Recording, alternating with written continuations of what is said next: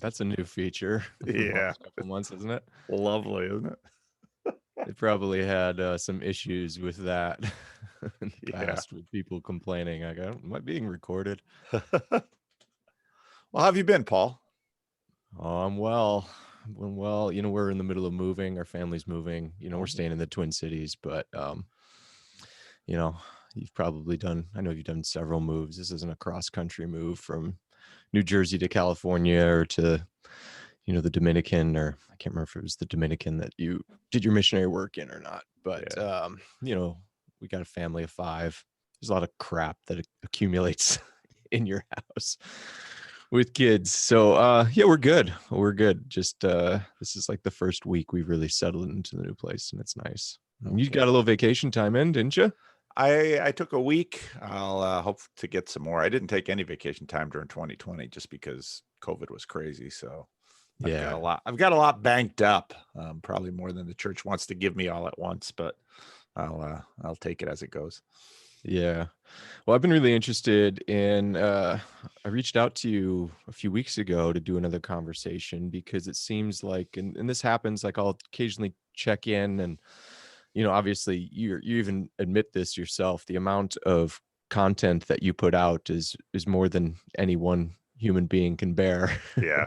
Which Yes. is great. I love it. So occasionally I'd check in and go like, well, what are the threads that Paul is following? And I'm always fascinated by the threads that I go, oh man, I think we're tapping in, or at least exploring some of the similar things in parallel. And it seems as of recently, you've been thinking more about not just with kind of public intellectuals like Jordan Peterson, or the YouTube intellectuals. You're not just thinking about what they're exploring in the demise of secularity, but it's been interesting to hear your reflections on some of those expressions of the myth of secularism seeming like it's collapsing even in our public narratives and the Yeah. stories that we tell, which Yeah. are always a reflection of our cultural consciousness. Yeah. I think, like, if I were to sum up your work as I've been following over the last 3 years, it seems like you have been grappling really for the last 3 years with the ideas that are emerging, the movements that are emerging in these sort of twilight years of secularity. Both, like, you're doing it on the macro cultural level, you're tracing these movements throughout history and Western Civ, but you're also doing these capturing these personal anecdotes from people who seem to, in their own personal stories, oftentimes like follow a similar narrative arc. Isn't that the case? It's like, Yeah. I don't know how many stories, you call them your rando conversations, where it was like, I grew up in the church, I became disillusioned, fell in love with Dawkins, found the meaning crisis in Dawkins and the New Atheists, got either into psychedelics or Jordan Peterson or Joe Rogan or some combination of all those things, kind of exploring church. I mean, how many of those are the script of your rando conversations? Yep. Yep. Do you think that's a fair summary of like the things that are really intriguing you and have been intriguing you for the last few years? Yeah. I right before I discovered Jordan Peterson and went down the Jordan Peterson YouTube rabbit hole, I was working hard multiple times through C.S. Lewis's book Miracles and asking questions about, okay, we just had Ascension Day. Why did Ascension Day sort of fall off the map in Christian churches? We celebrate Easter, but Easter's a bit blurry when it comes to a lot of, especially evangelical churches. We celebrate Christmas, but there's this massive commercial wave we sort of have been carried along with. But what about Ascension Day? Because most of us, when we look up, we imagine that, well, there's this rock up there called the moon. And beyond that rock, there's this ball of fire called the sun. And then there's a few planets that we sort of have in mind, this little image we got from grammar school about the solar system. And then there's stars that are far out there. That's what's up. Mm-hmm. Jesus ascends up. And of course, Lewis, this is before I had read The Discarded Image, Jesus ascending up made complete sense to our ancestors all the way up to sort of the discovery, the invention of the telescope. Right. Galileo, Yeah. Copernicus. I mean, everything has changed in terms of our mental map of this world. And as a minister of a local church who has to regularly deal with these biblical texts, we have Ascension Day, and it is completely disconnected from the Apollo moon landing. And so we have these two worlds. And basically, most of us deal with these two worlds that don't fit together in a fairly avoidant fashion. And I get grief from both sides of this conversation sometime when I just note that people get all exercised about a biblical cosmology, and they don't seem to have the same problem with a biblical physiology. But there's a physiology implicit in the Bible. You're supposed to believe with your heart. Well, do you think you believe with your heart, or do you believe with your brain? What does that word heart mean? Where is mind? I mean, all of these questions. And so before I discovered Jordan Peterson, I was thinking a lot about Ascension Day, because it had pretty much dropped off my radar screen too, till one of our senior citizens said, you completely blew by Ascension Day. And it's not just the fact that we no longer have Thursday services for Ascension Day, but you didn't even mention it the Sunday after. And now I don't think she was terribly, she wasn't thinking on all these terms either. She was basically an older person who had grown up in the routine of, we have a Thursday Ascension Day service. And the reason churches stopped Thursday Ascension Day services partly was because people wouldn't come to them. Because why should they? They'll show up for Easter and Christmas, but they won't come to Ascension Day. Is Ascension Day any less important than Easter or Christmas? Theologically, Ascension Day is potentially more relevant in a certain perspective than Easter, because it's Jesus ruling over the world. But how does that work? And that gets into God number one, God number two. And so, over Twitter, once I really hit the superheroes thing a few weeks ago, that really lit you up. You're like, this is because it had, I'd listened to Jordan Peterson and Sam Harris talk about. Sam Harris kind of blithely says, well, my daughter is so into, Catwoman or Wonder Woman. Right. And Jordan's like, she's into a deity. She's into a God. That's right. And Sam Harris is like, psh. And this is God number one and God number two. And so then that sent me down the comic book rabbit hole a little bit. And X-Men, or not X-Men, but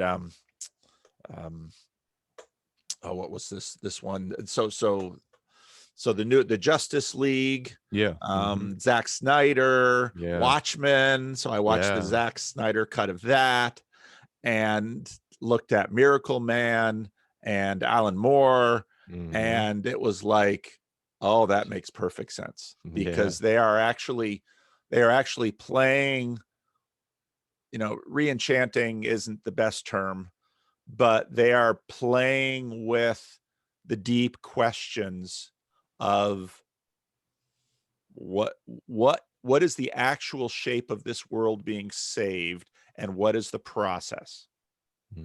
It's a myth. It's myth just in the classic sense that the pagans had myths, and the ancient Greco-Roman world had myths. I want to talk about that, but I have to confess too that like Ascension Day is always one of the hardest for me. I remember I used to do this thing when I was teaching in the classroom.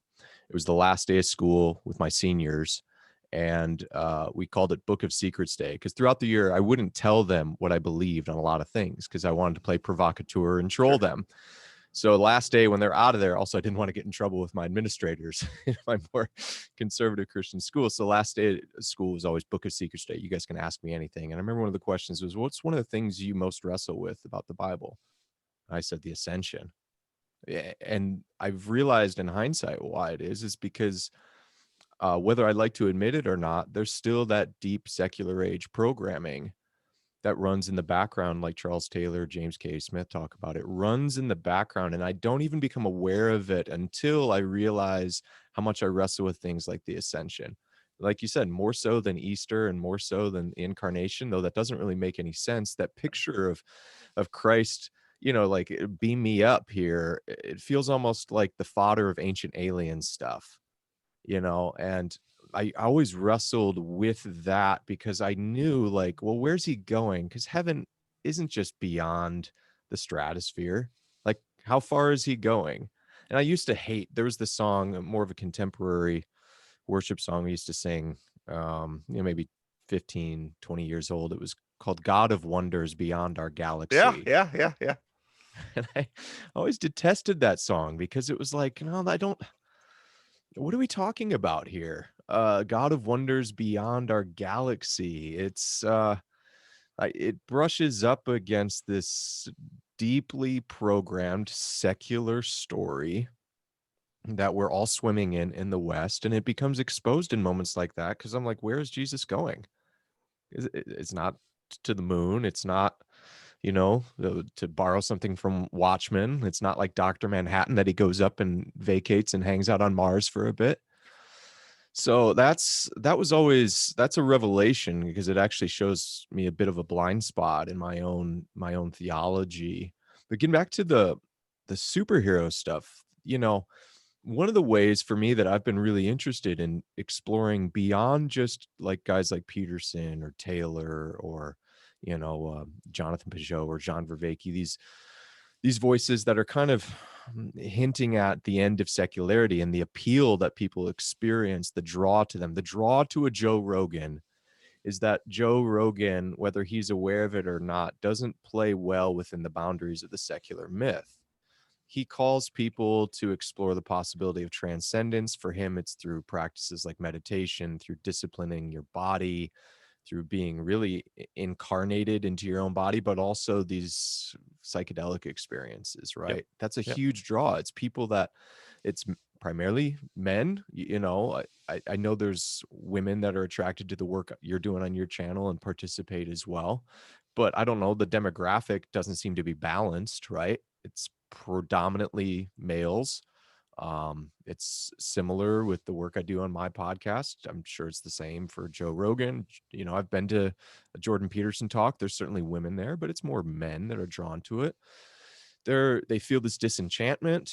They feel the story doesn't offer them a sense of meaning or sense of significance. And so they're attracted to these stories. Why has Comic Con, which started off as this niche nerd thing in San Diego, I believe in the 70s, has blown up into an event that, pre-COVID, and I'm sure it'll happen in the same way post-COVID, if we get a truly post-COVID world, hundreds of thousands of people fill the Comic Cons. And it's such a misnomer when, people that aren't into these stories from the outside, they go, well, it's just because muscular bodies and spandex are punching people. And it's like, No. that's not why people are attracted to these stories. Right. They're attracted to it because it provides them this mythological framework that the ancient pagans had, which gave them a sense of meaning.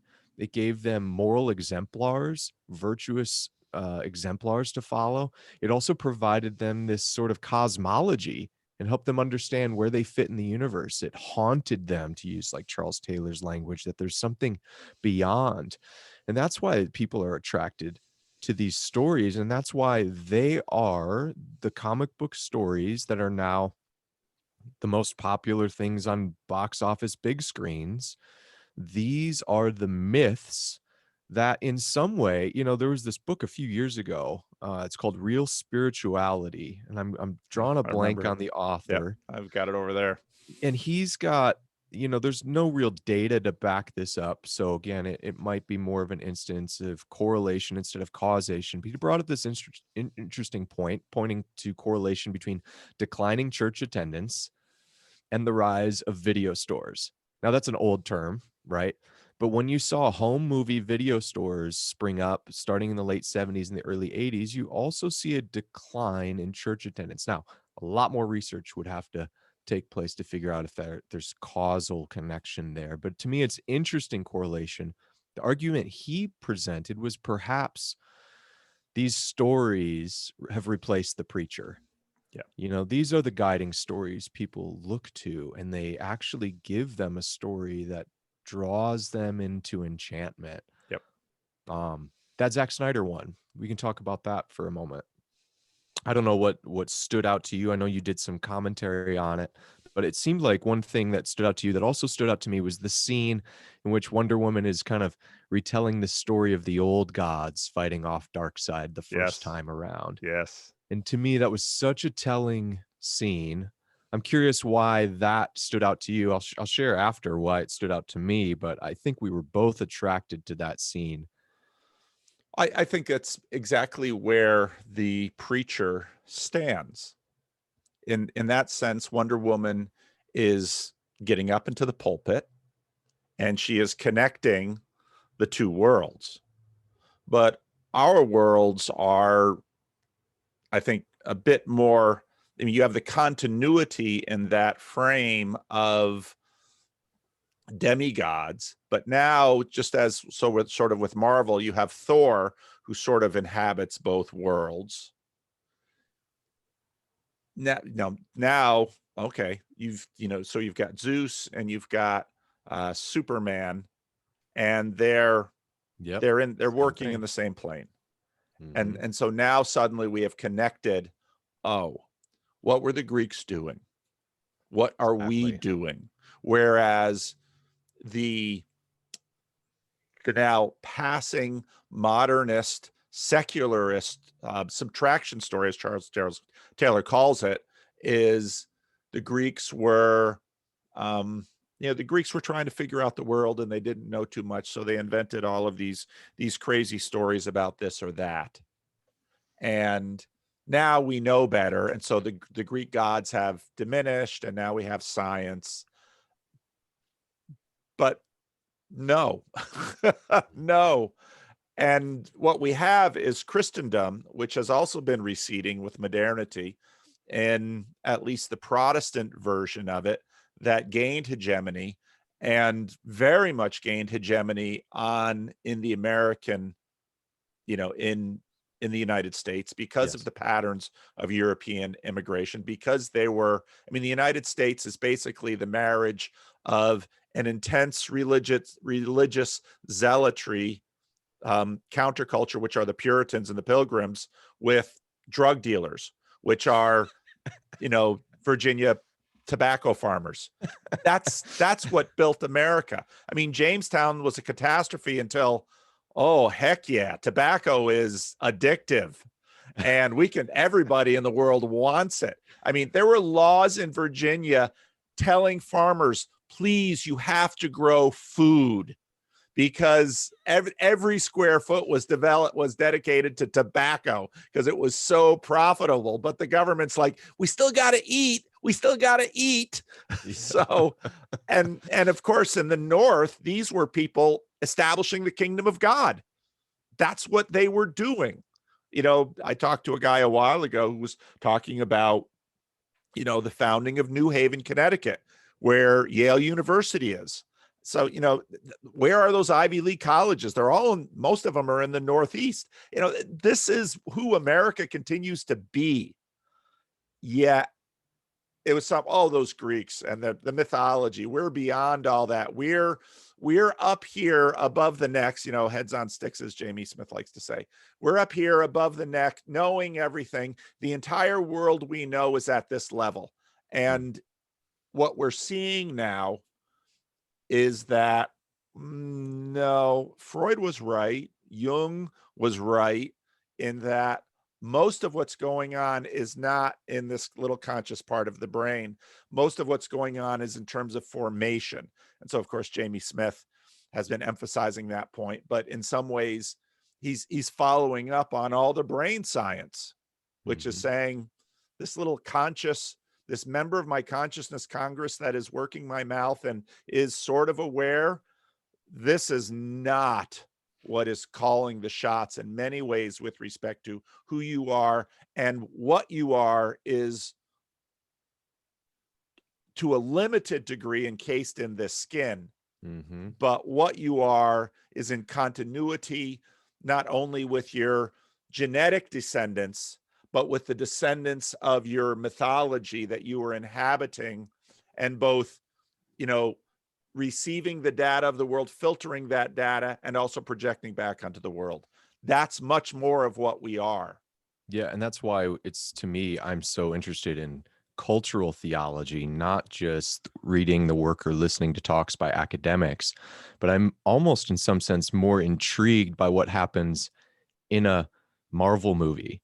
Because in art and in story, that's where the sort of bubbling up from the deep places of our consciousness and people, that make music and make art, how that process emerges out of them to create something, and how we're all connected to this sort of cultural consciousness that we all share, because we are encultured people. There's no removing you. You're not just an individual that can possibly be removed completely from culture.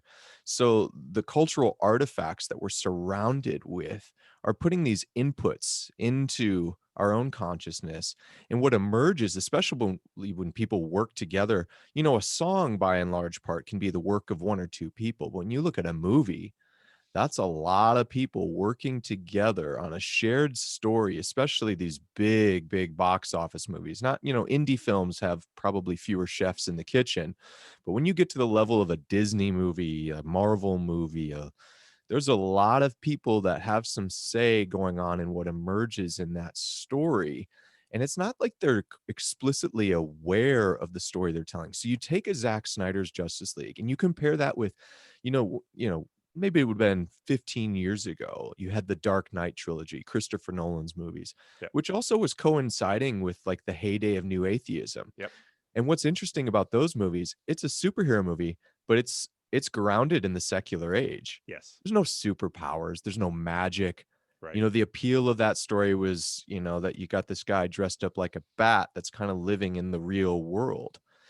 But now you look at the superhero stories now, and it's like, we really want to toy with this mythology a bit more. The grounded, Cape Crusader.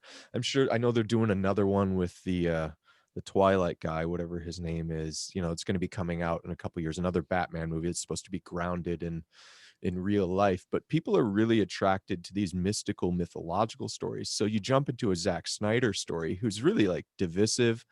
The Marvel stories in the movies, always they're kind of like they subtly break the fourth wall. From time to time they do Yeah. these wink winks at the Yeah. camera to go, hey, we know we're not in a story. And Zack Snyder stuff doesn't do that. It's Yeah. much darker.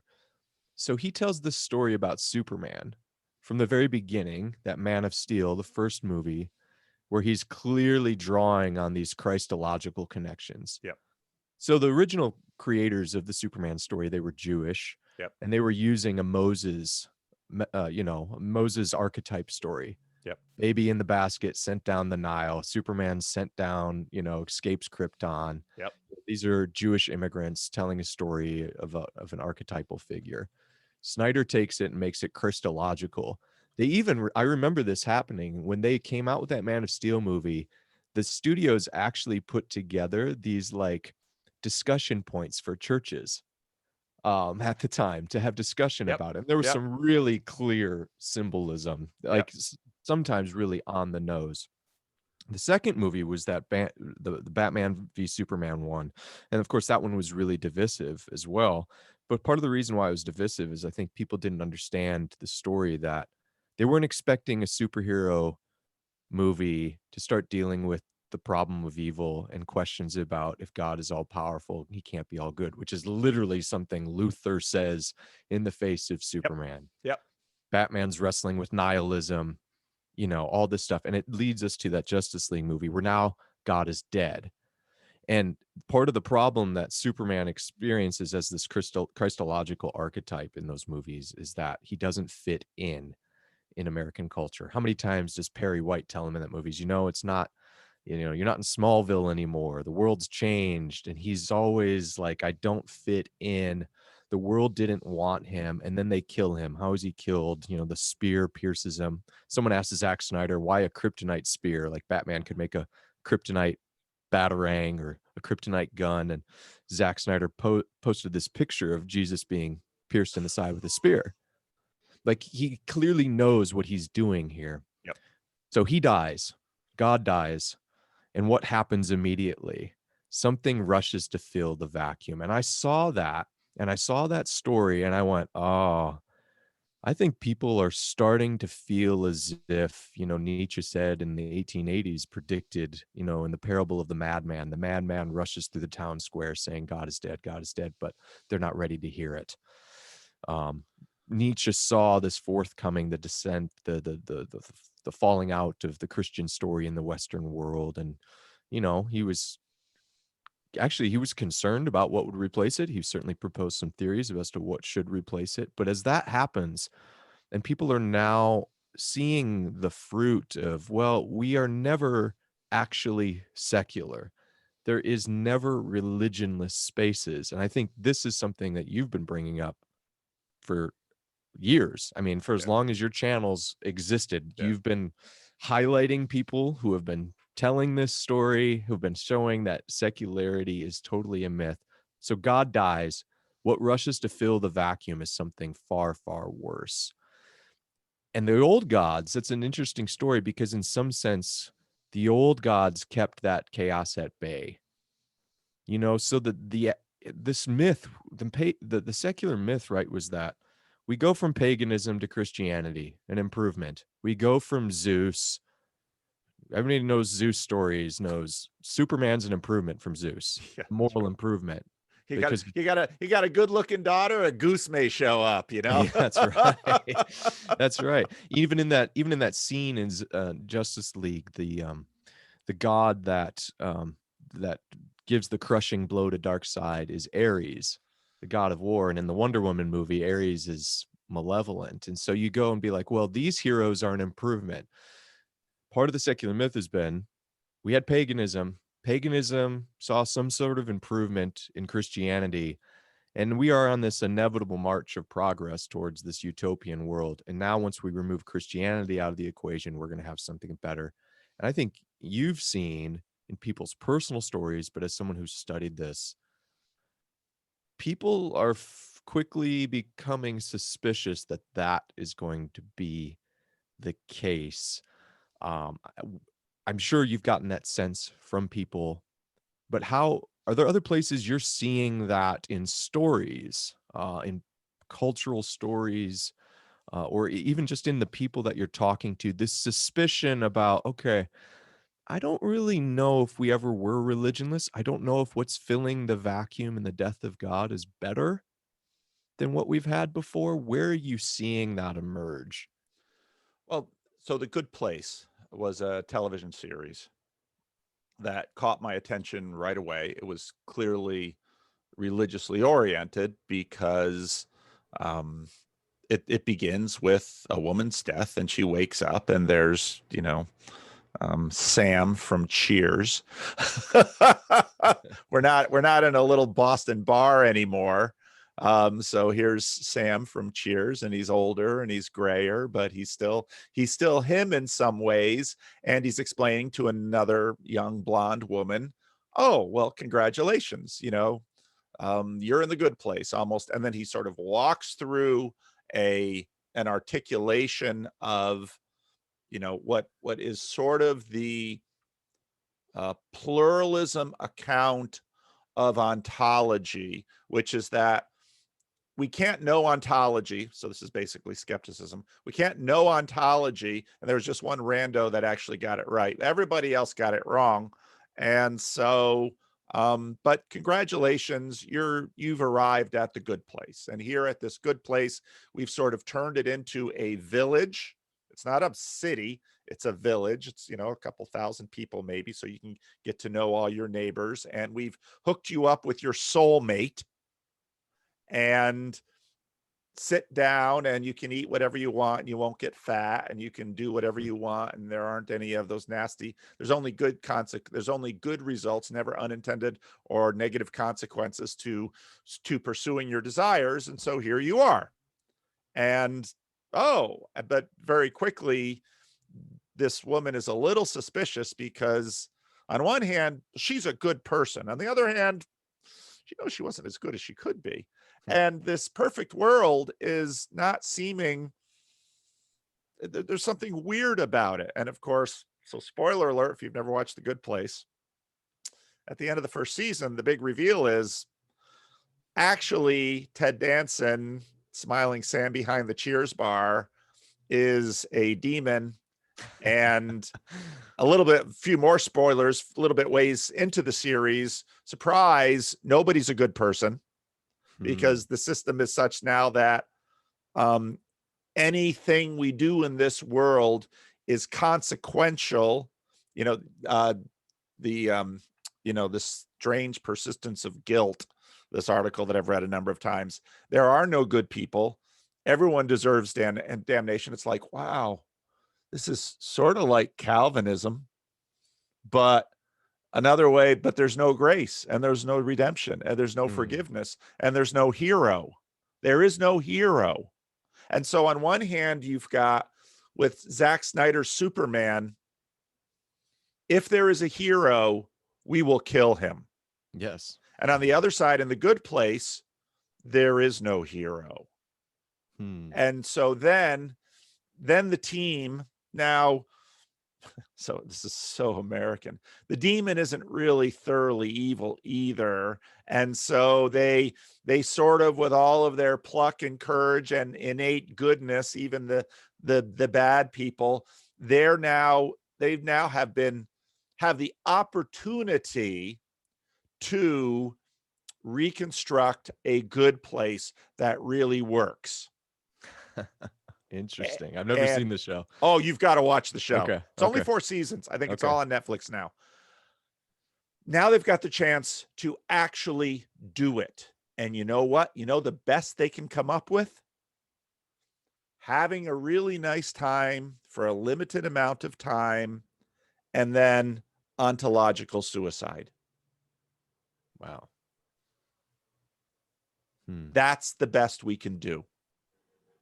And it is pure. It was for me one of the clearest pictures of exactly where Chris Arnatti calls it front row and back row. Yes. I think I'm going to change that. I'm going to call it front seat and back seat, because the people in the front seat are driving. The people in the back seat, they know a lot more. They're kind of in the back. They're like, I'm in the back. I'm always going to be in the back. I'm never going to be let into the front, but I got ideas about the people who are driving this bus. And it's back row America, it's backseat America that tends to usually default to a lot of the older myths. I've never met a homeless person who doesn't believe in God. Atheism is sort of a luxury good. You know, it's a metaphysic for the privileged. That's what atheism is. And I think if you look at human history, that bears out. But then now you've got the question of, is there hope? Is there redemption? Is there something beyond the good place? And, you know, similar thing was Amazon's Upload, which they've only put out 1 season so far. But basically, you know, again, well, we can't know if there's anything after death. So what we do is, again, we're using science, is we download the contents of your brain, we download your consciousness into a machine. And now, you know, lots of Black Mirror has played on this. Now you inhabit a server. But guess what? There's it's a freemium model. You know, you can kind of get in and have an okay heaven, but if you've got enough money, you know, you can pay the perks for you know, for all these little Yeah, you the know, premium post app access. Yeah. purchases.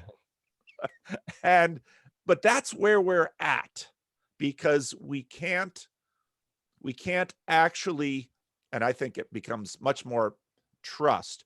We can't actually trust that the universe is such that it can be better than we can imagine for ourselves. But Well, why would we? There's not like a narrative that supports that in the right, secular story. right.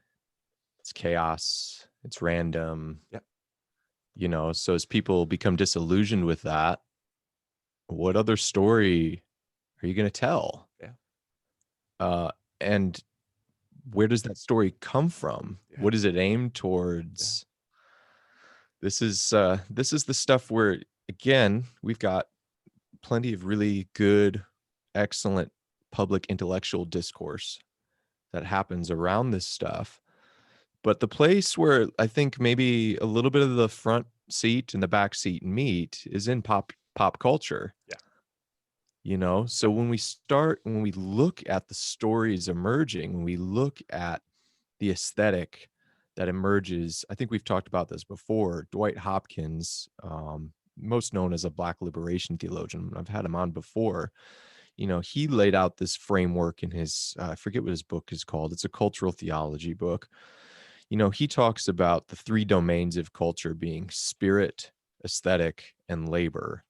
And spirit is that invisible domain of transcendent ideas and values. And our aesthetic are the things that we make that give representation to those transcendent ideas. It's the way that spirit is actually made manifest in the phenomenological world, in the physical world. So in our stories, in our Mhm. art, labor is what we do with our work that reflects the spirit that we follow. It's how we use the natural world around us and then turn it into something, how we work with each other, the laws that we make. So, I'm really interested in these stories, and I'm becoming almost more interested in them because I think those are maybe a greater indication of where the macro culture is shifting and heading towards, maybe even more so than what happens in, I this is such a pejorative term, but in ivory towers, which the reach of those ivory towers certainly becomes something as it's transmitted through the cultural artifacts, right? So, whether it's critical race, whether it's postmodernism, whether it's Marxism, whether it's capitalism, whatever the story is, certainly those things do have, in a certain sense, a birthplace in ivory towers. But where they get disseminated and actually produce cultural transformation is in the cultural artifacts. It's in the aesthetic. It's in the stories that we tell. So those are two stories I don't know those shows at all, and I find that really intriguing. Yeah. And as you look around, you see this all over the place, and it's not necessarily something new. Another one I recently talked about was, of course, Fight Club.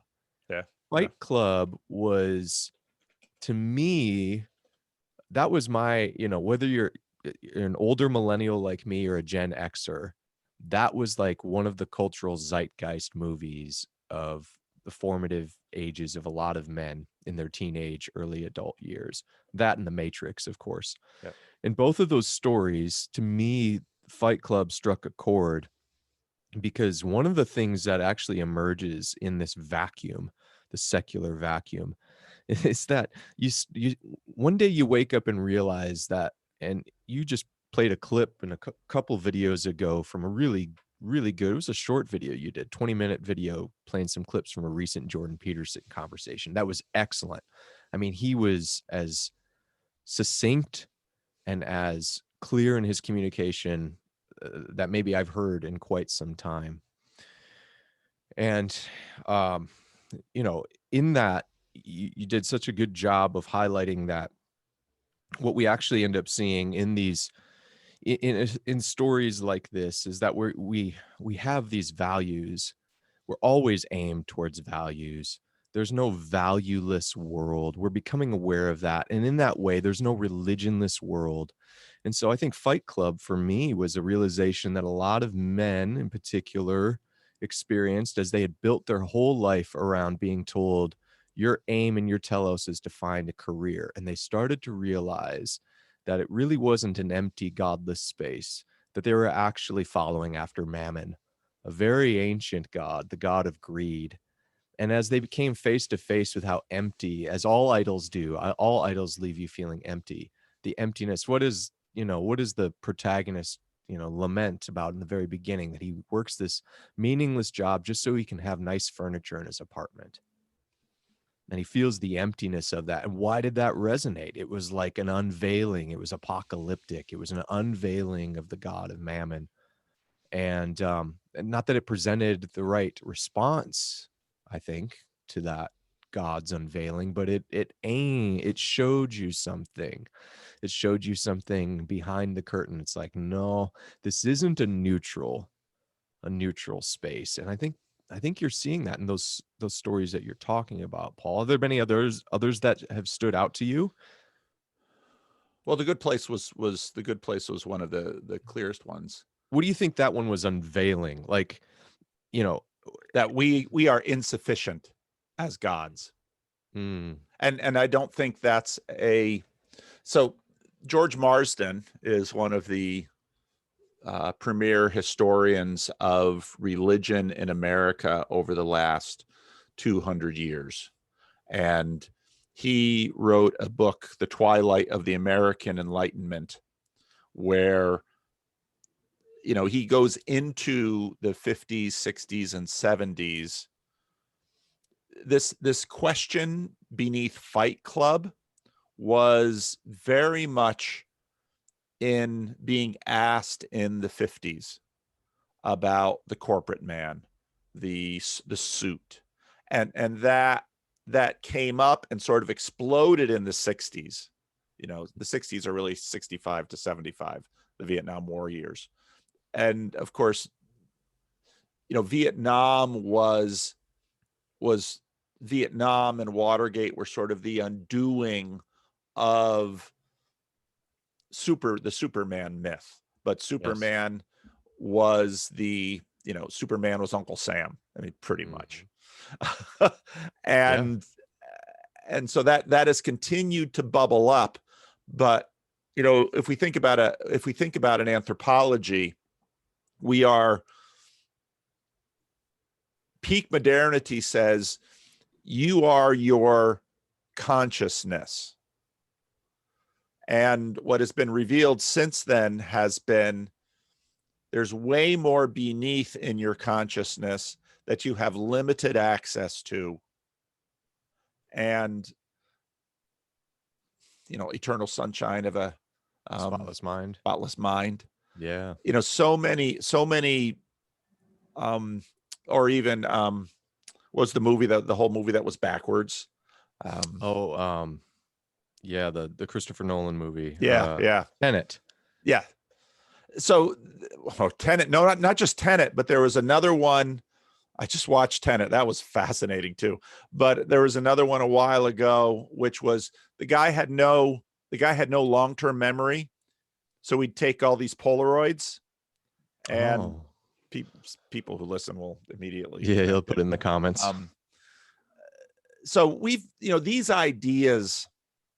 So why aren't people in church? Well, here's a more interesting question. Why are,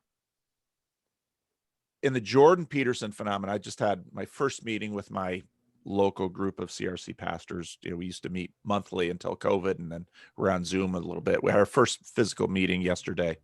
And so we always catch up with each other, and they're always, what the heck is Vanderclay doing on YouTube?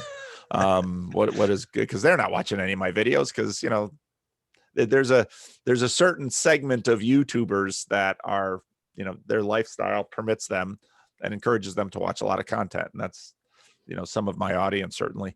But why are people, I love your thesis that, in a sense, Blockbuster displaced church and Netflix has continued with Mhm. ferocity what Blockbuster started, because Blockbuster, you get 1 or 2 or 3 videos, but you had to return them. And then of course I was on the mail Netflix for a while, where they'd mail me DVDs. And then of course, but it was like, why are they calling it Netflix? No, they knew where they were going. Yeah. And so now Netflix is Blockbuster, is the crack to Blockbuster's cocaine. And now we have COVID, and now we've got church next to on the same screen as Netflix. And spoiler alert, church loses. Yeah. We can't tell as I mean, the story, we can't be as good as storytellers. I think we can tell a better story, but that's hard. There's a lot, and it's not all bad either. No. There's, I don't want to demonize this to take a Christ against culture approach or anything like that, but there's a lot of true, good, and beautiful in these stories that people like Van Hooser calls there's the latent church, the church that exists outside of the walls of the church. And we see that in these stories. So it's not to demonize them. In some ways, there's a lot. What is it that appeals? Why do so many people will stick with the superhero genre, right? They go to these Marvel movies, and everybody's seen them at this point. But what's the pinnacle, the climactic moment of the entire 15 years? I don't know how many dozens of movies they had in that final Avengers Endgame, is not Tony Stark just beating Iron Man, beating Thanos to a living pulp and beheading him. It's Iron Man self-sacrificially laying down his life. Right. And people are attracted to that because there's a degree of the good news in that story. So it's not to demonize it entirely, but there's also, you have to have some sort of compass, like a guiding story compass, to help you determine whether or not the stories that you're consuming are actually true, good, and beautiful, because a lot of perversion disguises itself as something that's true, good, or beautiful, but yet, you gotta have, what's the Rosetta Stone? What are we using to actually decrypt those things? So that's the concern I would have long term, is that it's not that we can't have these stories, or you got to stop, do the 80s youth pastor, 90s youth pastor thing, which was burn all your secular CDs, never go to a movie, unplug your, I remember kids, my youth group had t-shirts that said kill your TV, and there's probably maybe a degree of helpfulness in that. But it's not that entirely. It's that if you're not anchored to a true story, you have no ability to discern whether the stories that you're consuming have their proper telos, or whether they are a movement away from the good as you consume them. But you're right, the exponential, I mean, Netflix, I noticed the change in the years I was teaching from when those streaming services came online. I noticed a clear difference in the students. And of course, the technology in the classroom that was allowed to be incorporated as those changes were happening, because there were effective, some thought they were effective tools to have a laptop or an iPad in the classroom. But I mean, do you know how many times a student in my class, like, we're talking about stuff like we're talking about right now, and they're sitting watching The Office, and I'm going, okay, yeah, you shouldn't do that. And there's a degree in which there's just a selfish laziness in here. You'd rather watch The Office. But I'm also going, why would you rather watch? What is it about The Office that you're so attracted to that would have you bail on this sort of discussion that we're having, that attracts you to that story? That's another question. That's really the question I have. It's one of curiosity. It's not one of pulpit pounding. We need to get everybody back in church. And I don't hear you saying that either. Well, part of I hadn't heard that term, latent church. I'm gonna have to look into that, because I think that's right. Because I mean, one of the books I point to, I actually asked, anybody got a version of Dominion that they've used already? Because what Dominion points to is that in the Western world, we are Christendom more than we think we are. And in a sense, the tell over whether you're going to church or not going to church doesn't necessarily mean what both people in church and outside church think it means. And, church after Jordan Peterson, I mean, I get this on my Discord server. So one of the ironies is that here I'm a Christian Reformed minister, but my channel is not flooding people into the Christian Reformed Church. If there's a church it's sending people to, it's the Catholics and the Orthodox. What's with that? Now, I think part of it, and then I have people saying, what's with me that I go to the Orthodox Church on Sunday to receive the Eucharist and participate in the Divine Liturgy, but 6 hours during the week I'm listening to you and Peugeot. And so we've got this Protestant sacramentalism going on, where 6 days you shall Protestant and do all your work, but the seventh you shall go to the cathedral and participate in the holy ritual. And part the of profane sacred divide is still there. Yeah. But it's really much more of a rider elephant divide. Okay.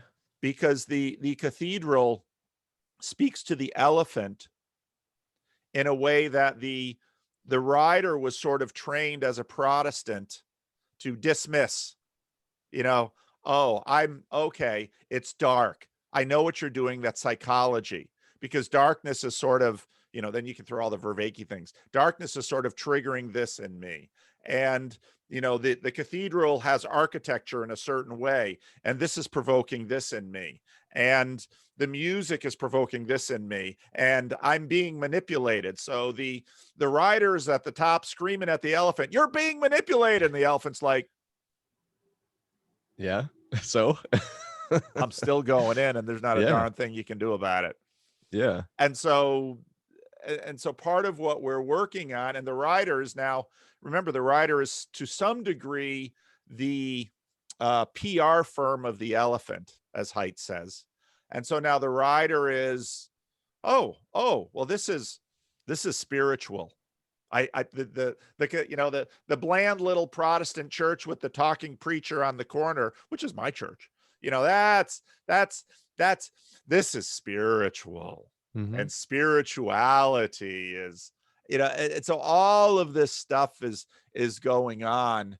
But, when Jordan Peterson tells Sam Harris, "Oh, you really do believe in God," and of course, Sam Harris is hard, it's like telling the preacher he's an atheist. I mean, it's that's that game. But, Dominion basically says, yeah, but a big component of your theology is your moral yardstick. And Sam Harris just takes the Christian moral yardstick and puts it up against the church and says, "You don't measure up." And it's like, well, that's what preachers do every Sunday, isn't it? Oh, hopefully not exactly, but yeah. Well, Yeah, exactly. right, Not right. exactly. Certain kinds Yeah. of preachers do. I Right, mean, right, the question is, are you preaching guilt or are you preaching grace? Yeah, right. But in order to make grace compelling, and then you get into all kinds of stuff that we've been talking about in the church for the last 30 years. But yeah, so the moral yardstick that he uses is being grabbed from some places. I'm going through Dominion again right now, and Tom Holland does a great job of illustrating this historically. But when we are exploring art and story, just like when you step into the cathedral, it's not really okay. If we were to say that stepping into the cathedral is some sort of psychological manipulation, we apply that to everything, right? And this is why Vervaeke's work to me is so helpful, and he's such a great conversation partner on this, because even though we're not necessarily from the top in our metaphysics in the same place, Vervaeke helps give language to the bottom up processes. And to me, like, if you have the sacramental view of the world and truly Christian incarnational vision of the world, I don't see dissonance between the fact that I get a dopamine hit when I'm enraptured in song with other people. And that dopamine hit to me is evidence of the presence of God. And it's not an either or for me.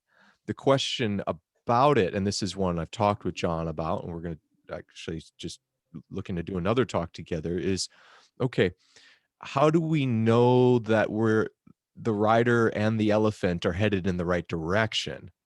That's the question that I have as we assess the cultural stories that we're looking at and we step into the world of art and beauty and wonder, because some might say these are all just culturally conditioned, right? They're all just culturally conditioned. So whatever you get culturally programmed at a young age to believe is true, good, and beautiful is what you're going to think is true, good, and beautiful the Right. rest of your life. Right. But then you look at some of the things that seem to transcend across culture, Right. right? And Right. you go, okay, there seems to also be not just cultural conditioning, but a universal human condition. Right. And what in our universal human condition is for our good, that leads and is aimed and oriented towards something good? Because even in The Good Life, even though I'm The Good Place, I've never seen the show, they have a clear sense of what the good life is. Yes. So I think as people start to realize that, that is where they're experiencing the haunting that Charles Taylor talks about, the imminent frame. They're feeling cross pressured. And so to me, I'm curious about, we had some discussion with some of the people that listen to my podcast regularly. Somebody asked this really good question about, okay, so I think, Paul, you guys are making a convincing case, both of you Pauls, that secularism is in decline. Similar to maybe what Nietzsche saw was the decline of Christendom in the West. I think we're on the front end of the tail end of secularism. And what comes next is the question. And is it better or worse than what we had with secularism? And I see like a few different things emerging. I'm curious what you see emerging as secularism inevitably, to me, heads towards its death. I see revitalized Gnosticism as one thing that comes up. So it's like, okay, the imminence isn't enough. So maybe the goal is to escape and transcend it. To me, that was the actual appeal of the Matrix movies. And the Matrix, and it was funny because at the time where I was at in my own charismatic theology, I was like, oh, this is a Christian story, the first Matrix movie. And then, well, how many ever years, 20 years removed from that, I'm looking back going, no, that's not the Christian story. That was the Gnostic story. Is that the world that you live in is an illusion and you have to get the secret knowledge to transcend it. But that's a big appeal. I think that's part of the big appeal of the psychedelics movement.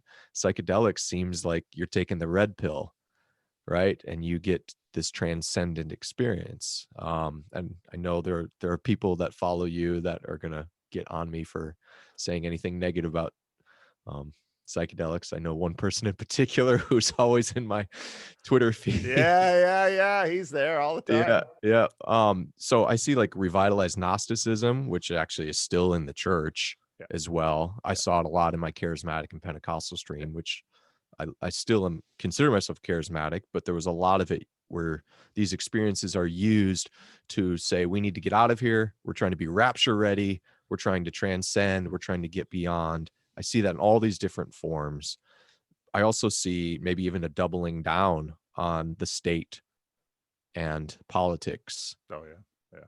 and perhaps even like the storming of the Capitol was good evidence to me of the decline of secularism, because the religious nature of that whole spectacle and the liturgical things that happened even on campus, not campus, on site of the White House, the nooses that were built, which again, they weren't, there was even signs in front of them that said this is art and not they weren't intending to hang Mike Pence on the spot. I know that might be controversial, but it was like a liturgical procession of a certain kind of story.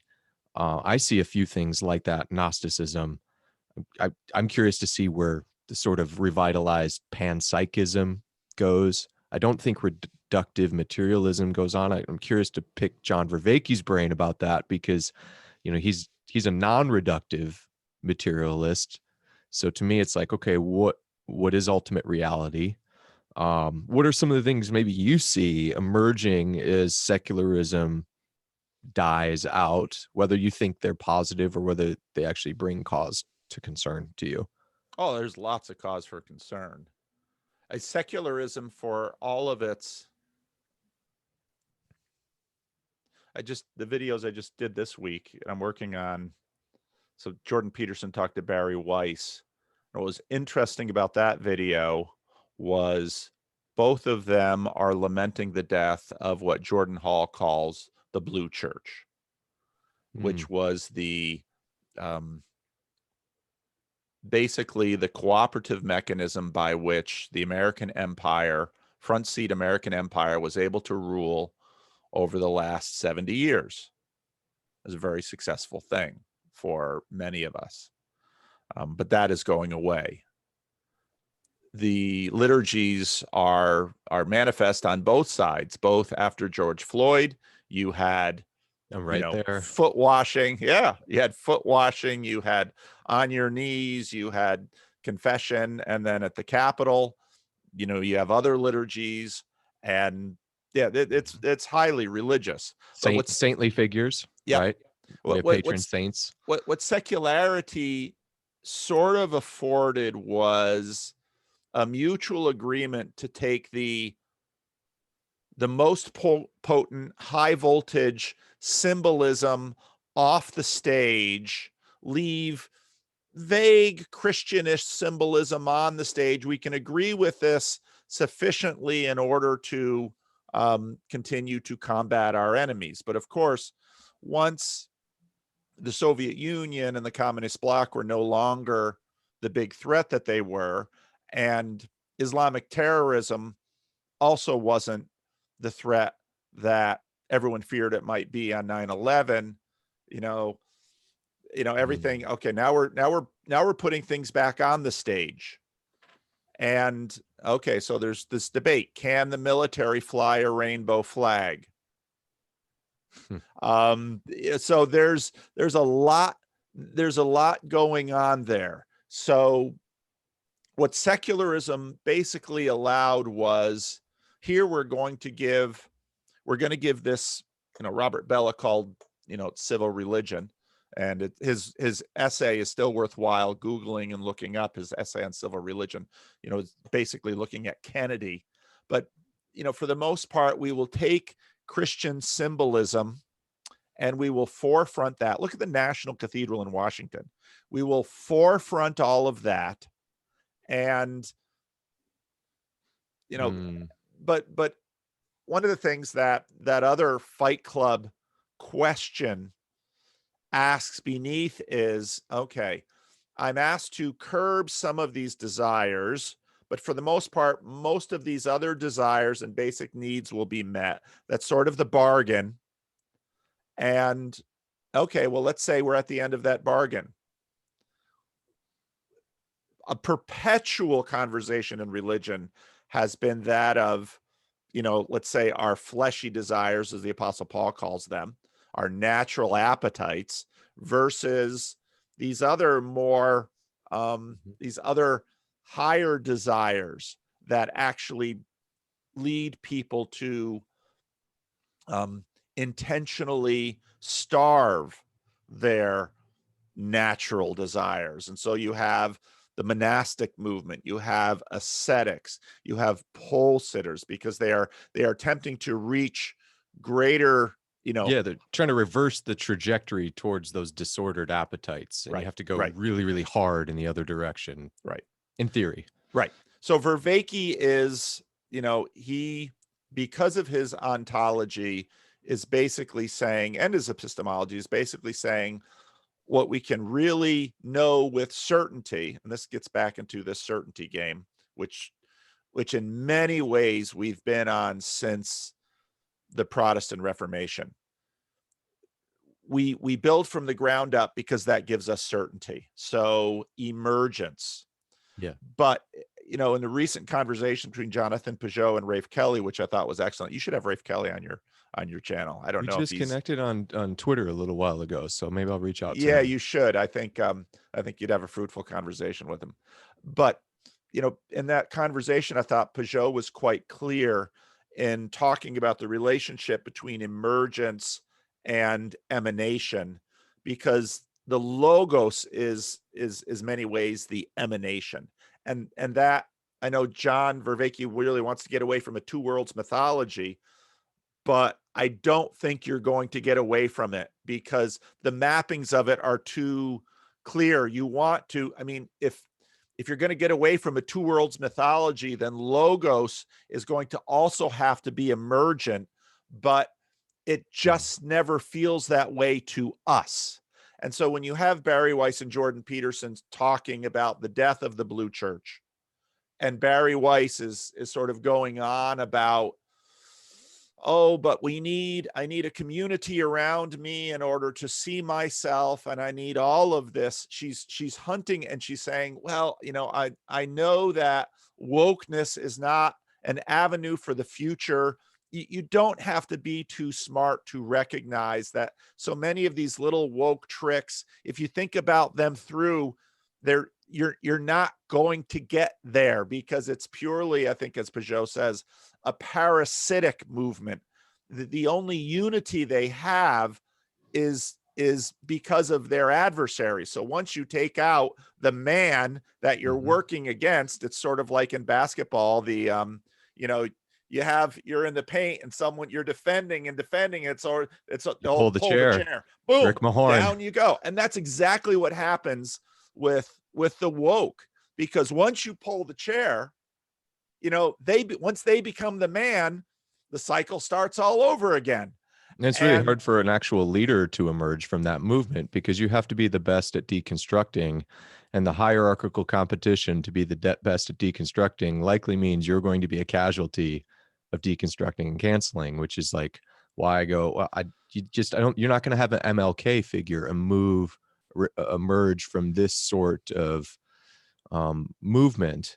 I don't think it's possible. The game isn't structured to have someone emerge victorious because, and there's need, like deconstructive movements, there are valid critiques in them, but when deconstruction is the telos, that's you're left out in the cold. You have no structure to live in. You have no institutions to pass on to the next generation. And that's, to me, like, to circle back, like that's what the concern of Zack Snyder's Justice League is about, is you've killed off Superman and you've destroyed the thing. Superman's I mean, he's better than Zeus, he's better than Ares, he's better than Artemis, but he's still probably got his flaws. And you deconstruct that to the point where you kill it, and it's like you just think something better is going to emerge in that vacuum. It's like, I don't know. And even like I've been provoked by some of the messaging towards Christians that I remember getting a lot in my 19, 20 years old, 21 years old, about, you know, the revolutionary nature of the message of Jesus. And true, like there's a paradox here. It is revolutionary in a sense, but it's like a mustard seed revolution. It's not the way we envision revolutions. And Tom Holland brings this up in his book, this tension between Paul's message and the fact that Paul's like, hey, you know, you should like subject yourself to the governing authorities, pray for them. Peter's like, fear God, honor the emperor. Like they realize it's not for the blessing of the world if you destroy the Roman roads you need for the gospel to be preached on.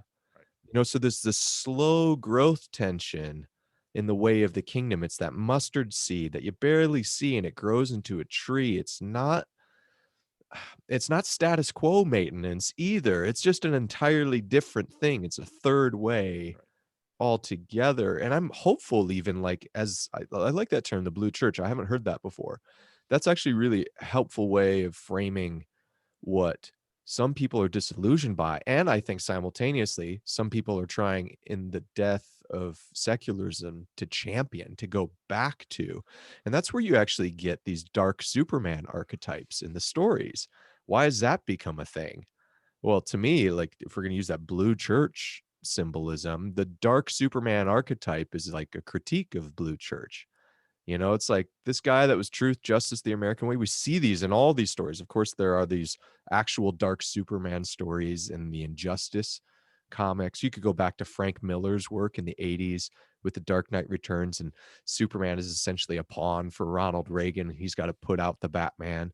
But then you also have these new shows and comics that are popping up, like The Boys on Amazon I've Prime. watched that. You've got the Homelander, who's the dark Superman archetype, the critique of the Blue Church. You had another really popular like comic cartoon on Amazon, Invincible, Yeah. Omni-Man. Yeah. It's the same thing. And so I think in some ways people, I'm concerned sometimes like the appeal to Peterson early on was people seeing him as a voice defending the blue church, and like we need that. And it's, I don't know, the He culture, we've talked is. about this before. Yeah. He is. Yeah, and I would hope that eventually he transcends and unplugs from the culture war matrix. I just don't know if we would have ever heard of him if he didn't. Right. Well, at the question, the difficult question is what is beyond the blue church, and we're getting what is beyond secularism, and we're going there. The Yes. and so the video I made 2 days ago, or the video I posted yesterday, actually there's a version which didn't have the ending, and then there's the second one has the ending. But so how can we conceptualize secularism? In some ways it's a bright fog, and the reason it's a bright fog is because what secularism affords is a degree of pluralism within it. So you have Protestant, Catholic, Jew. That's the that was a very famous book written in the middle of the 20th century. Protestant, Catholic, Jew. Totally. Those are sort of the three, and That we all don't secularism. kill each other when we go to the mall is a good thing. Exactly. That's right. But we will still participate, as Jamie Smith talks about, in the liturgy of the mall. We'll still Mhm. participate in the liturgy of the mall. And so there was a degree of hedonism that was afforded, but at least as a culture, we sort of had a sense of too much hedonism isn't good, so that there are limits to this. Again, the problem that you have with a with a woke, a thoroughly deconstructive thing is that your leaders must be crucified. That is because that is the only way that they can maintain their status, is they must be crucified. Martin Luther King Jr. had to be assassinated for him to now be memorialized in granite on the Washington Mall. He needed to die. Because if, like you have currently with Black Lives Matter, one of the leaders of the organization just purchased a 7-figure Hollywood mansion overlooking the heights of the City of Angels. Once you get that, you're just in the middle of perpetual. I mean, it's that spiral that Peterson is deathly afraid of. And so he sort of stands at the top of it and says, you know, the blue church, in the blue church, we didn't go down there. Mhm. And he's right. And so a lot of other people are look at him and like, oh, okay, he's on our side. But Peterson on the other side says, okay, Christianity was what kept us from that. But and he stays right there at chaos and order with respect to Mhm. Christianity, which is what keeps him interesting. But okay, what is beyond the blue church? What the bright fog of secularism afforded was we can have a degree of plurality, of pluralism, but we don't need to stand in the full sunlight, because, and this is where you, let's say, trigger the prologue of the Gospel of John. We can't stand the full light. The full light kills us. That's why we can't stand in the presence of God. And then you get back to this deeply the the continual understanding of the ancient world, which was this world and this life can only afford so much. Mhm. And there needs to be something from somewhere else, not of this world, to actually allow us to go places we've never gone before. Star Trek says, we can sort of build our way up. These are people, and these are other people in metal ships that have Yeah, the diff- Borg. different things. Yeah. But so basically the Jesus story says, okay, your deconstructive heroes have to be crucified. There's no other ending to the story that's stable. But wokeness is just perpetual crucifixion. It's the guillotine. you know, okay, we're going to start with the royals, and then we're going to, and the story of the French Revolution was, if you just keep guillotining everyone, or maybe in the Soviet Union, you can live behind closed walls and say there's no private property, but there certainly are exclusives. Yeah. No private property means no exclusives. And so, that doesn't work. The corruption, bailed them. So Then you still have to build something at the end of that, right? So when you exactly. come out of that process, you're in the tail end of the process, like the Jacobins are like, well, let's switch to a 10-day week because we have to have something so different from the old order so we can differentiate ourselves from the old order. You go through all this and you still have to build something. And it turns out the 10-day week didn't work. It was worse than the 7-day week. The changing of the holidays. You change the Notre Dame Cathedral to the Temple of Reason. Yeah. And then what do? Well, you still have a temple. Like, so I think the thing in the last few videos you've been talking about, which is the realization I think is dawning on most people, even those like who was the gal you said Jordan Peterson was talking Barry to? Weiss. Right. Even a self-admitted I don't know if it was her or someone else in a different video. It's the gal that talks with the the two brothers that are always the math guys. I don't follow them a ton. Oh, Heather Hine. Yes, that video. She's a self-admitted atheist, but not a Yeah. new Yeah. atheist. Yeah. Yeah. Yeah. And it's dawning on her that religion is an inescapable feature Yes. of society. So it's Yes. like, which God do you want to have? That's Right. the better question. Right. But she's sort of like the parent who sends her kids to Sunday school. And so is Jordan Peterson. Yeah. We need religion, but not for me. I'll send my kids to Sunday school and to VBS, but I'll stay home and watch Netflix because I have my degree. I don't really need it, but all those other people, they need it. Yeah, it's not going to work. It's not going to work. Yeah.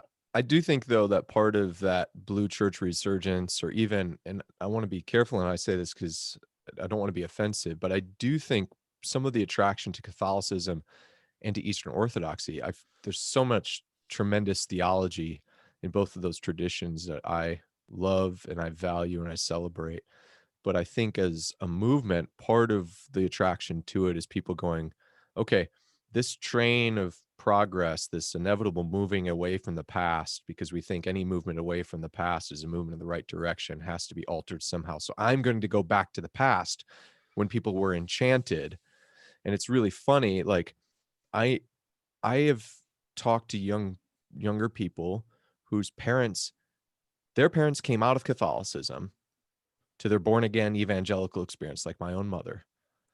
Now, one generation away, their kids are going, I think I'm done with evangelicalism. I'm going to go back to the Catholicism that my parents left.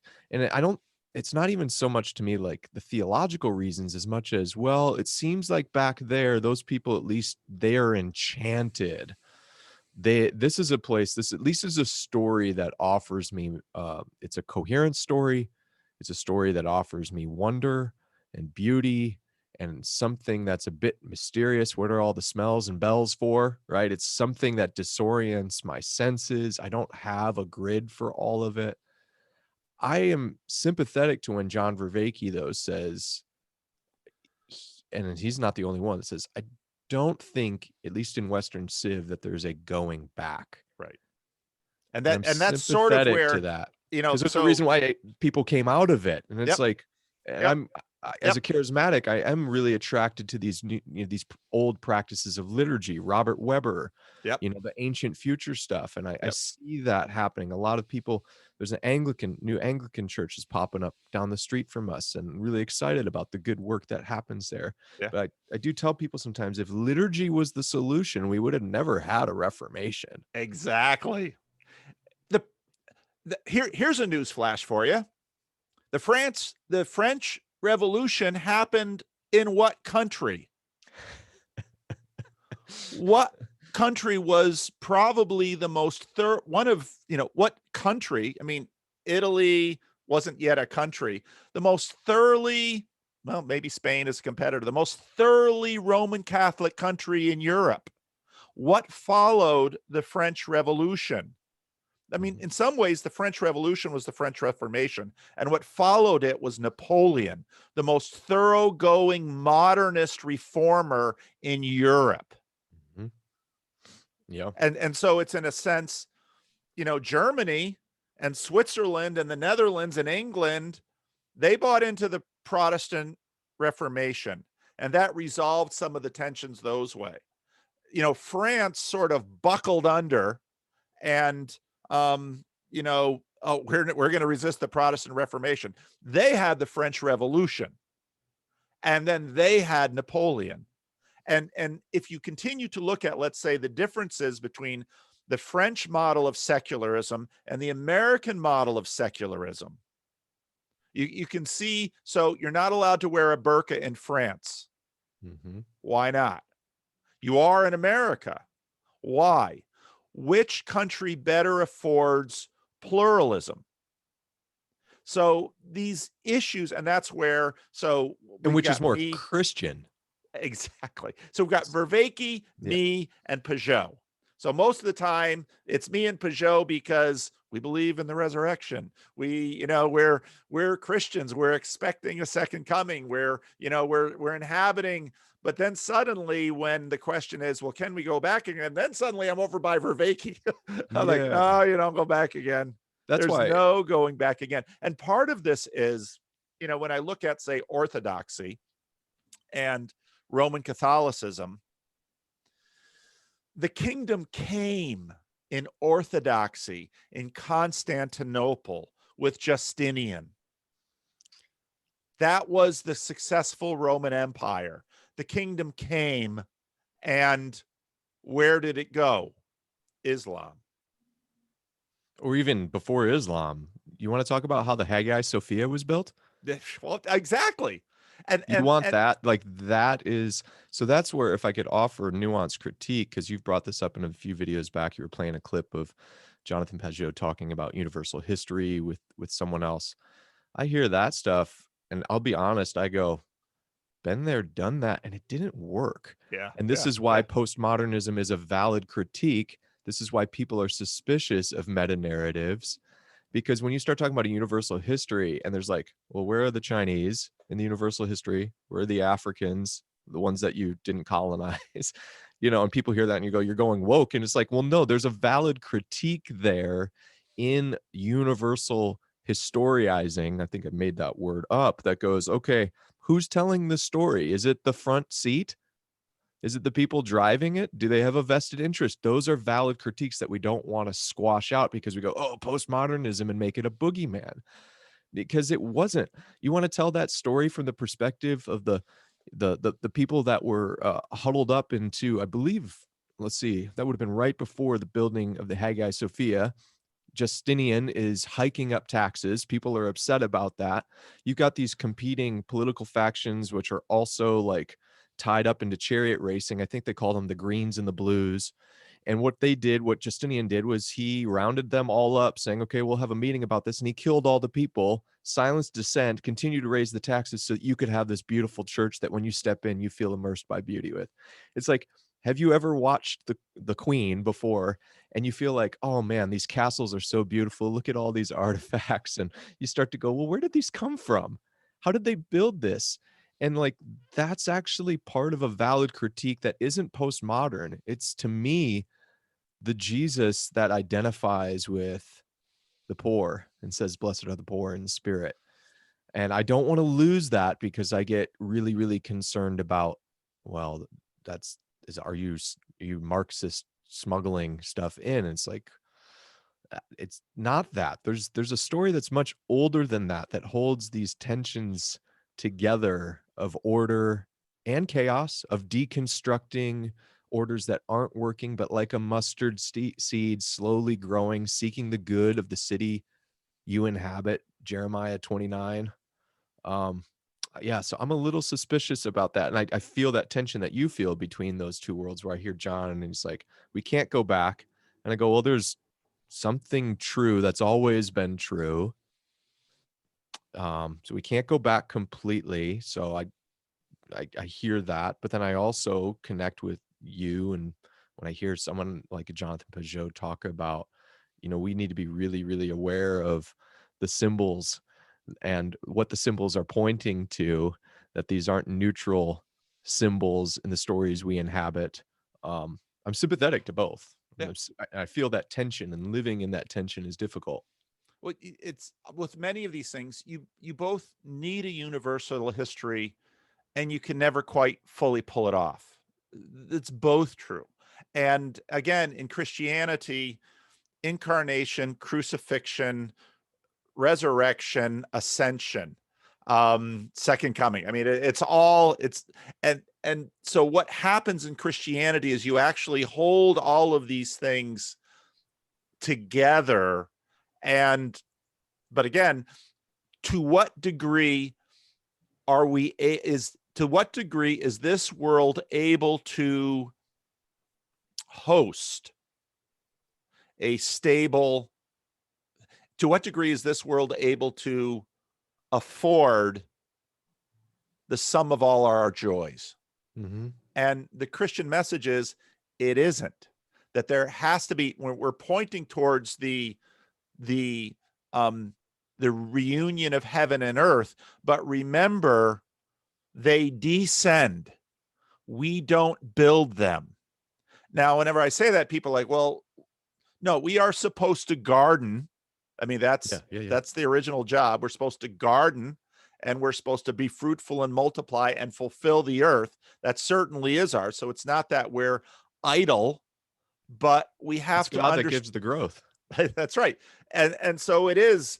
And this is where now I'm sort of back on Peugeot's side. We're not going to get away from a two worlds mythology, because those tensions, I would say, are built into us. And this is where I'm more with Peterson. Biologically, we are the one creature that is the merger of heaven and earth. Mm. That's what we are. We are the stuff of earth and the breath of God. And so heaven and earth meet us, that right inside of us. The Bible says that in many different ways. Book of Ecclesiastes. He's built eternity into our hearts. And this is both our glory and our torture, because the best we can do is a Tower of Babel. And that story gets recycled again and again and again and again. Mm. It is And true that so, it's more cyclical than linear. right. And the more, the so what are the stories then in the Bible where kingdom does come? Well, they're apocalyptic stories. So Elijah builds an altar.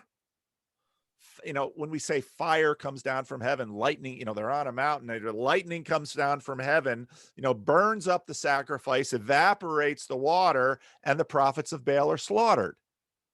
That's the book of Revelation. And so in our short lives, we are always somewhere in this cycle. Mm. But it's in that way, it's spirals are both cycles and progress. And I know I've just made all the spiral dynamics people excited, the integral people that you can, find on Rebel Wisdom. But that, that's the direction of the biblical revelation. But fundamentally, and this is so hard for moderns to swallow, I just watched the Jordan Peterson, Michael Malice video. And I always find anarchism. So one of the guys in the Discord community says, no, Christian anarchism. What's that? Well, Jacques Ellul and Simone Weil and Tolstoy. I said, oh, okay. Well, I'm not annoyed at that like I was at Michael Malice, because this world can only afford so much, and we human beings are what we are. And the fact that eternity is in our hearts, the fact that we are the breath of God and the stuff of earth, this is both our glory and our torture. Because on one half we are tortured, and this is the story in the garden where the serpent says, did he really say, is he really holding that back on you? And so visions of towers of Babel well up in our hearts, and we imagine we can construct and we can save ourselves. But the message is that we are not capable of that. Mm-hmm. And at that point, then we are back to worship, and we hold in, and we live between, we live between the cross and the resurrection. We're not yet at the resurrection, but the path is cruciform until the resurrection. And again, this is basic Christianity. We've known this story, but then where I say we can't just simply go back. Yeah. Jonathan Peugeot is deeply Protestant. And, no, he left Protestantism, but you take it with you. I am deeply secular. Oh, but you're a Christian minister who believes in the physicality of the resurrection. Yes, but secularism is built in me in ways that I will never in this life divorce myself from. There's this limitation we simply have to accept, and then turn over to our God and say, here is the offering that I have. Here's the offering that I am. It's the best I can do. And that's, of course, where we are not saved by works. We are saved by grace through faith, not that anyone can boast. So to me, the emanation. That's right. That's right. Grace is the emanation. Grace is the word from above of pardon, but it's also the means from above. And that's the Gospel of John. He's the means from above. And now in secularism, we say, I can't believe that stuff. Oh, okay. But you're living it out because you're in Christendom. And that's the thing, in case people think I'm being uncharitable to some of the ancient traditions like Orthodoxy, that is another part of this. The good attraction towards the ancient Eastern Orthodox tradition is the story of and the framing of theosis. Yeah. And that's something I had not heard of until I began to explore that. And there's real attraction to that because in that story, in that framing of the story is a way of addressing those Tower of Babel appetites in us. Stanley Grentz, passed away, I don't know, years ago, Baptist theologian, and his systematic theology, he talked about how humans, unlike any other species on the planet, appear, unlike any other species that we're aware of, save for maybe cancers, if you can call that a species, we are not satisfied with our habitats. And we always are moving beyond. And that, in one hand, can be like a cancer on the planet and to the rest of creation, to our neighbors, to our brothers, that constant greed, that ancient mammon idol. But it can also be directed towards what we were made for, which was union with God, right? The ineffable, the unlimited, the fountain, the fountainhead of all truth, goodness, and beauty. And so there's a way that we can have that appetite. There's a degree of even harmony in a sense with Buddhism then, because part of Buddhism, I guess, is to say it behind it all is nothingness. And so you should be satisfied, right? To be satisfied with what you have. And in some sense, there's a degree of harmony there because beyond our momentary experiences of the good, the true, and beautiful, we feel in that very next moment a sense of dissatisfaction, right? The degree of harmony there is to say there is a sense in which, what's the line between infinity and nothing? Infinity feels so beyond. And so when we say that we're made for an infinite God, there's this infinite journey in us, and it's a recognition of the thing right in front of us. Even if it is good, is an invitation to go further. And that appetite steered towards the good is a blessing to the world. It's a blessing to everyone around us. The perversion of that is the pursuit of lust. These are the 7 deadly sins. What are the 7 deadly sins, if not the perversions of those good things that we are called to pursue on our journey towards the union with God in Christ? The question then becomes, like, as we inhabit this story, this cultural frame that we live in, are we able to discern the spirits of our age, which are calling us to see certain things as an end to themselves? This is Romans 1, right? Certain things and things that are made with human hands as an end to themselves. Or are we called on that perpetual journey. So maybe that's the place to me where Vervaeke is right, and that we aren't going back to the past.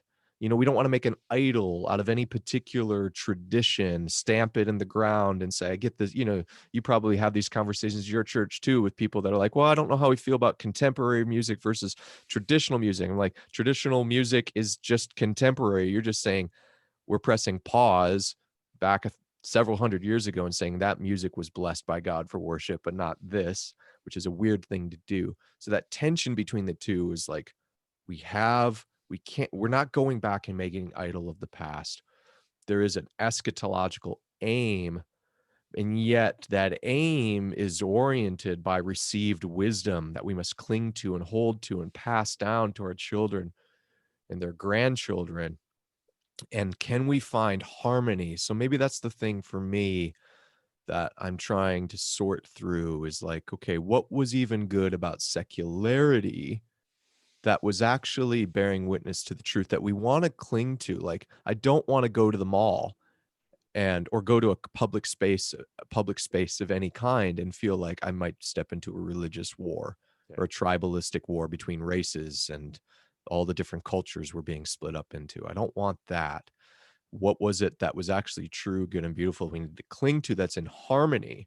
So maybe it is a universal story, but I like, I like Tolkien's idea better in the Silmarillion, that there's a song of creation.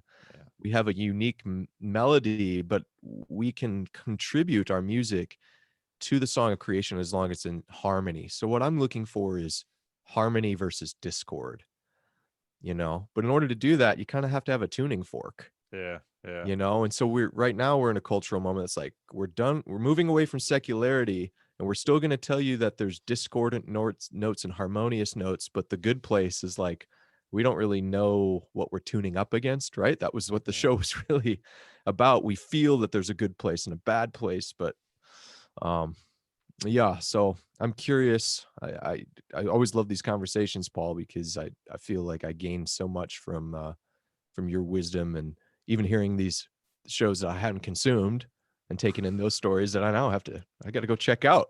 Well, you've got a lot in your catalog that I haven't had a chance to listen to too. So, I've got maybe one or two. I've got time in every day for maybe an hour of listening, and so it's because I don't listen during work hours usually because I'm working. Yeah. But and I don't do the kind of work that affords listening, unlike a lot of my audience. They're coders and artists and illustrators, and they can listen while they work. And most of my work, I can't. I can listen to music, but I can't. But secularity does have its, in some ways, Jordan Peterson and Barry Weiss are saying secularity was the golden age. But we've all got our own little nuances on that, because, of course, Barry Weiss is a lesbian and she's married. And so her golden age started in 2013 and rapidly deteriorated from that point with the woke. Even for So she's Obama, just it got wouldn't the have been a L. golden age. That's right. She's got the L, and, nothing past the L. Thank you. No G or B or T, maybe the G, but certainly no T's. And secularity in many ways afforded a secularity was in some ways an attempt at, so let's use the lens of universal history. There was in secularity an implicit universal history that afforded secularity, and in many ways that was the subtraction story. And in some ways the new atheist, to one degree or another, when you are able to actually articulate the epitome of your universal story, you then set up its undoing. Because in many ways, the new atheists did exactly that. They elevated the subtraction story, and they basically said, here we are at the pinnacle of civilization. And then everybody looks around. Is this all there is? You're going to set up a deconstructive cycle. And so the universal history of secularism is the subtraction story, but it's not universal enough. And so so then you've got other discordant voices saying, hey, wait a minute, your utopia was purchased at the the uncompensated suffering of my ancestors. Right. And they're right. They're totally right. Then the question is, how can you compensate the uncompensatable? So part of the reason the reparations conversation seldom goes anywhere is someone brutalized your great grandparents. Put a dollar sign on that. So, you know, in the wake of George Floyd, there was a court case, there was a settlement. Okay, so are we done? Are we done with George Floyd because the city of Minnesota paid a settlement to the family? Doesn't look to me like we're done. So what did that money purchase? And so then, you know, we're back into the Christian story. How can the uncompensatable be compensated? Only by, now we're in penal substitutionary atonement, only by, it's in Heidelberg Catechism, that which you also, something of such value that it can't be. The infinite. The infinite. So, you know, now we're in archetypal stories. Only the infinite can purchase the infinite guilt. These are the only things that work. So here we are again. Back at Christianity. That's a good place to land. That's awesome. Paul, this has been a blast. I'm thinking maybe even I'm having another talk with Vervaeke. We're working on the date, but I think at some point I'd really actually love, after that one, maybe a little bit later towards the fall, to get both of you together, and maybe I can act as sort of a mediator between, because there's times I've heard you guys talk together that I go, I want to ask him, but while he's in the presence, or at least virtual presence of the other person, I think that would be really, really fun, profitable conversation. So thanks for doing this. Oh, my pleasure. It's always good to talk to you, Paul. Keep doing what you're doing. I like what you're doing, and I think it's really important. And it's we need lots of voices working at this, because we all, you know, we so quickly look for a hierarchy, someone who's got 100 million subscribers or something like that. And it's like, no, actually the way this changes is that's the church way of change. You can have a community that you can participate in because it's small. Yeah. Yeah. And those sorts of conversations, you're having them on your, you know, Discord servers and stuff like that. And, you know, I've started to have conversations, Zoom conversations with people listening. And it is that, what does Vervaeke call it? There's a Vervaekean term he calls it, distributed cognition, right? That happened. The iron sharpening iron in a psychological terminology, cognitive science terminology. And it does. You talk about Voltroning up. We Voltron up with that together. And it's immensely beneficial. And I kind of hope, because you know, certainly you've got quite a few followers on YouTube, but there is a hierarchy to that. You go, well, my numbers aren't as big as someone else or other people listening. There's some encouragement to you, like just be faithful and be fruitful. Because there's some sense in which I think you probably would be suspicious. You should be maybe suspicious of a quick skyrocketing too. Because you go, well, not all of the rules of this game are structured in a way that I'd want to move up this particular fame hierarchy. What if I would be lost? Yeah. So, well, I'm grateful that you continue to take time to do this with me. I think you've probably been on more than any other guest. And every time you come on, there's people that like, hey, do this every month with him. So thanks, Paul. Well, I'll have to get you into, so I'm going to have some days I do a question and answer on the Bridges of Meaning Discord, but I'm going to be taking some vacation. So maybe I'll, Ben Boyce slotted in for a Q&A. Maybe if you're interested, I'll get you slotted in for a Q&A. I'd love that. Yeah, that'd be great. Good. Thanks, Paul. Take care. Okay. Take care, Paul. All right. Bye. Bye-bye.